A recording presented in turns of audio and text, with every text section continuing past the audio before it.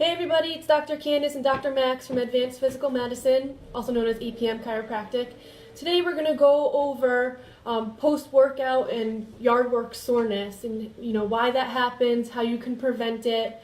The first thing we're going to go over is DOMS, also known as delayed onset muscle soreness. So why do you get sore after you go to the gym? Usually it occurs about 2 days after. Especially when you're first getting back to working out or getting back out into the yard doing yard work, as a lot of us are doing right now since this weather's been pretty crazy in New England and we're all finally starting to come out of our homes and starting to do getting the yard work done, getting back to running, getting back into the gym. So basically what delayed onset muscle soreness is when you're working out, working in the yard, doing anything physical, our muscles are constantly microscopically tearing.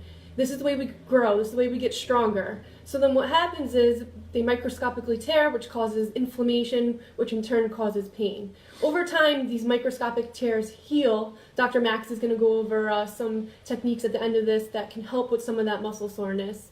But ways to help prevent that from occurring is you want to make sure you're warming up prior to doing any working out, even yard work. You don't realize how physical yard work actually is. It's just like shoveling in the winter when we tell you to make sure you're warming up before you do that. You want to be doing some air squats, some arm circles, jumping jacks. You really just want to get that blood flowing. A lot of us when we were in school growing up, the way we started out gym classes, we did static stretching, which is, the arm across, you pulling your leg up to do the quad stretch.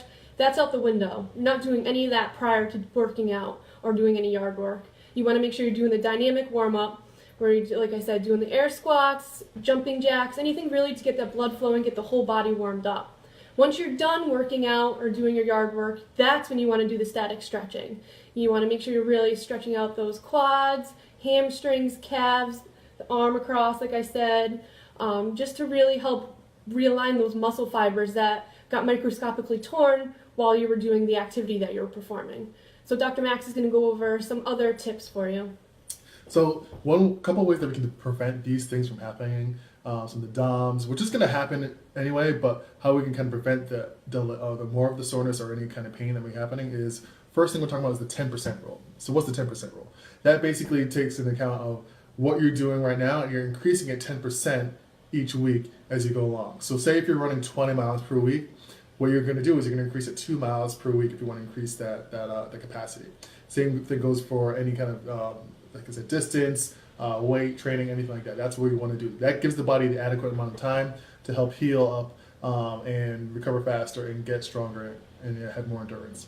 Next thing we want to talk about is water intake, which pretty much no one really follows or knows what to do with that. They just think I should drink a lot of water. But what's the actual amount of water that we should be drinking? So just throughout the day, a normal day, without even talking about working out or yard work, we should be getting half of our body weight in ounces. So what does that mean? So if you weigh 200 pounds, you should be drinking 100 ounces of water per day.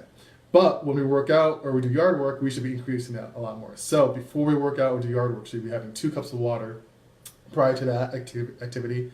While we're working out during yard work, every 15 minutes we should be having half a cup of water. Then after, we should be rehydrating and having 2 cups of water after that. So I know it sounds like a lot, but that's going to help your body recover and make it through your workout, yard work faster. You're not going to feel bad the next day or even that night. Next, we'll talk about this ice massage. Ice massage is a great, cool way to help kind of alleviate some soreness that we might have. And what you do with the ice massage is you're going to take a little paper Dixie cup, you fill it up with water, you put it in the freezer.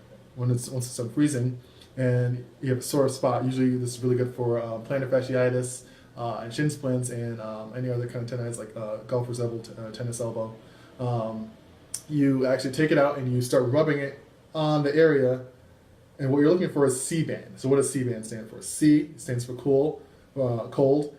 B stands for burning. A stands for aching. N stands for numbness. So once you get to that numbing sensation, which takes about 5 minutes depending on the area, that's when you want to actually take the ice massage off. That helps kind of help with some of that pain and aching that might be going on. Lastly, we want to talk to you about when you have any of these injuries or the soreness, you want to have a distinction between sharp pain and just soreness. So a lot of people don't really know how to have that distinction, but you'll kind of know when it happens. If you have sharp pain, that's when you should give us a call, give your chiropractor or your medical professional a call to get in and get that work done. If something kind of goes after 2 days, after 2 days, that's when you should get in, get something looked at, and make sure that nothing else is going on, that you didn't really injure yourself. Yeah, we call that the 2-day rule in our office. If you're still feeling pain after 2 days, that's when you really need to get in and get checked out to make sure you don't have a bad injury going on.